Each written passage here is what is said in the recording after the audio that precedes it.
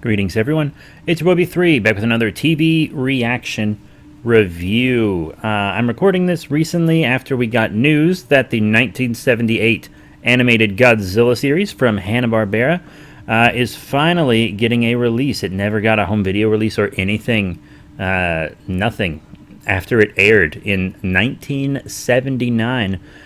And to celebrate that news, today I am reviewing Godzilla 1978 Season 1. Yeah, it is a 13-episode season. Every episode is available for free legally on the Godzilla Official by Toho YouTube page.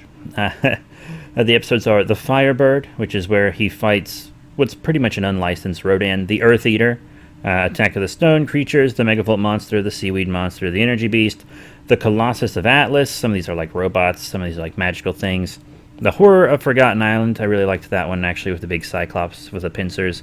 Island of Lost Souls, the Magnetic Terror, the Breeder Beast, the Sub-Zero Terror, another one I really liked, with Yetis. And also the Time Dragons, which is where they get sent back in time, and Godzilla just fights dinosaurs the whole time, which is honestly fine by me. That was very fun. Now, this show's from Hanna-Barbera, so you know damn well it's not going to be any masterpiece, right? The animation's going to be cheap. Lots of animation errors. They couldn't even keep characters' like hair color straight from scene to scene sometimes. There's like this one point where the boy in the show, whose name I don't remember because I don't remember anyone's names because they weren't very interesting, like takes Godzuki, the little flying Godzilla, his meal, and he's blonde like he's supposed to be, picks up the bowl, turns like brown haired, turns into a brunette, walks the bowl over to Godzuki, gives it to Godzuki, and then he turns blonde again. A lot of little errors like that just throughout the show, but it's that fast, cheap animation that lets you just really pump out cartoons. So, you know, I'm not going to fault it for that. All the characters are one-dimensional, and most of the episodes are just humans run into a monster. It's too much for them to handle, so they call Godzilla to beat the monster up. And a lot of the time, they don't even help Godzilla beat the monster. In the first two episodes, it seemed like the show was just going to be humans run into monster, they call Godzilla, Godzilla fights it, that's it.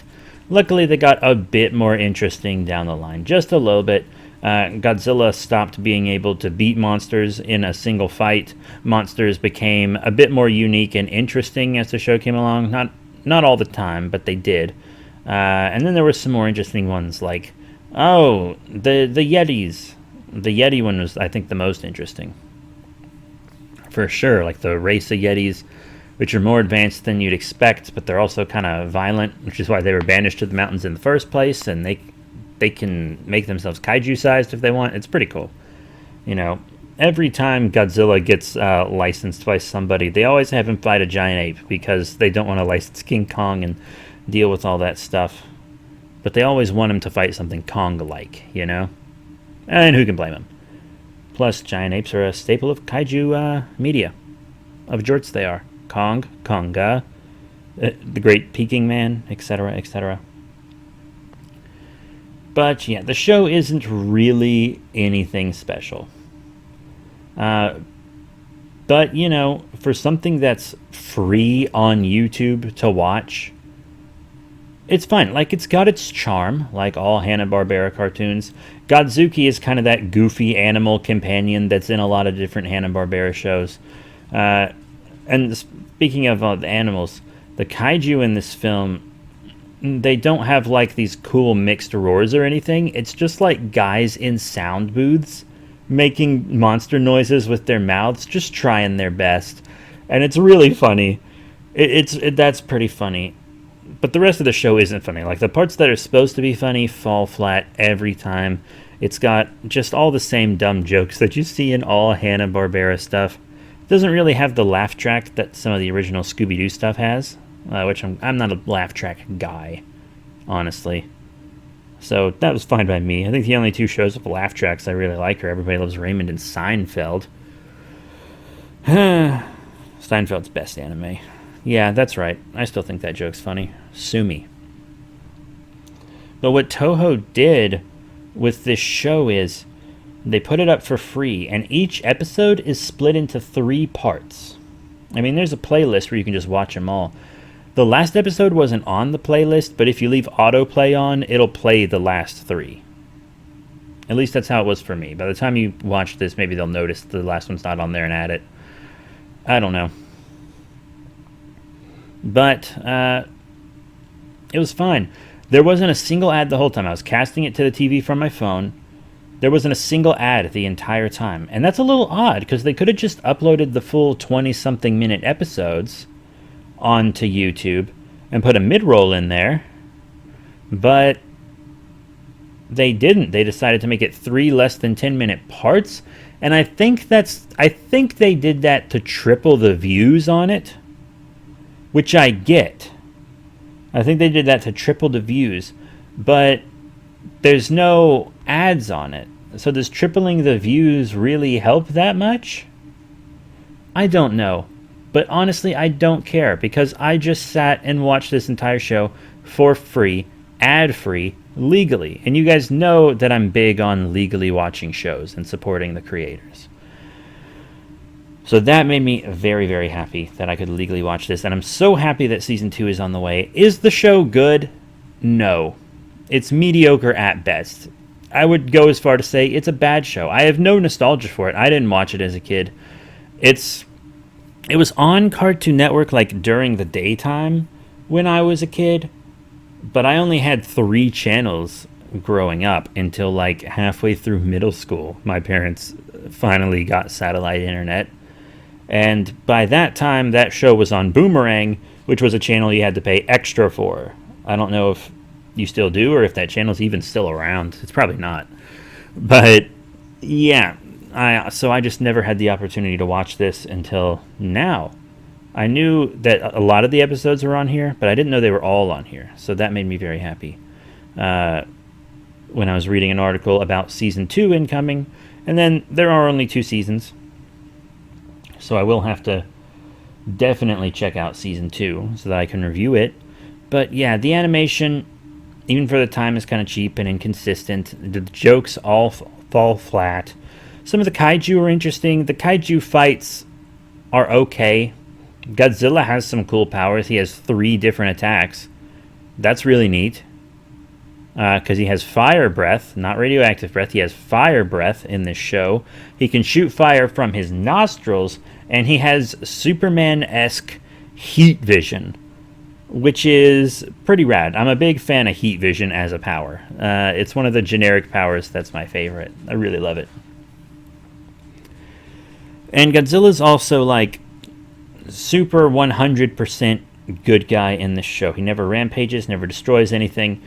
He only shows up to fight kaiju, and he has to be summoned. Like either Godzuki has to call him, or the captain, whose name I don't know, has to hit a little button on his belt to call Godzilla.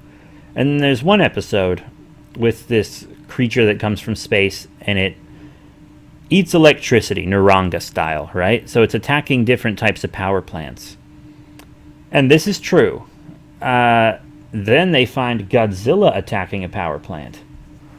And like some, just side characters like Godzilla's, he's attacking the energy plant. And then the kid in the show is like, Godzilla would never attack an energy plant. And I laughed so goddamn hard that I had a coughing fit. Imagine, unironically putting the dialogue, Godzilla would never attack a power plant in a Godzilla show. That's like his main thing. He absorbs nuclear energy from attacking nuclear power plants. And sure, this one wasn't nuclear, but he was headed to a nuclear one after that. I mean, it was so funny. It was so goddamn funny. I laughed so hard. And then, so we have 4 main characters. The captain, lady scientist, guy scientist, and the child. Plus Godzuki thrown in there. We've already kind of touched on Godzuki.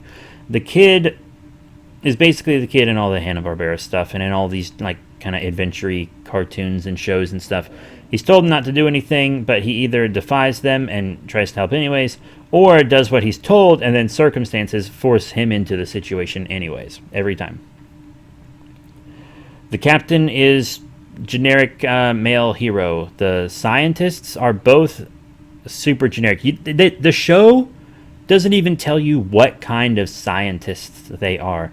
And if you listen to the Common Descent podcast, there are a few episodes where they talk about how movie scientists seem to just kind of know everything about all different kinds of scientists, and it doesn't matter what their field is,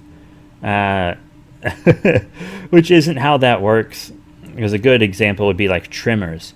The scientist in that movie was a geologist, so she didn't know anything about animals to help fight the graboids. And in Jurassic Park, the scientists, for the most part, really behaved like scientists actually would. And whatnot. But these scientists are just... they're kind of the thing that... Dr. Scientist, that character that I've made a few short films with and will hopefully one day finish some short stories for. He's based on this type of scientist. The scientist in TV and movies that's just like... they're a scientist, but they seem to be a scientist for everything. That's not how any of that works. A scientist is a very specialized field. Lots of different specialized fields within science, So that's that. And Lady Scientist is the boy's aunt, which is good, because when I first started watching the show, I was like, whose kid is this?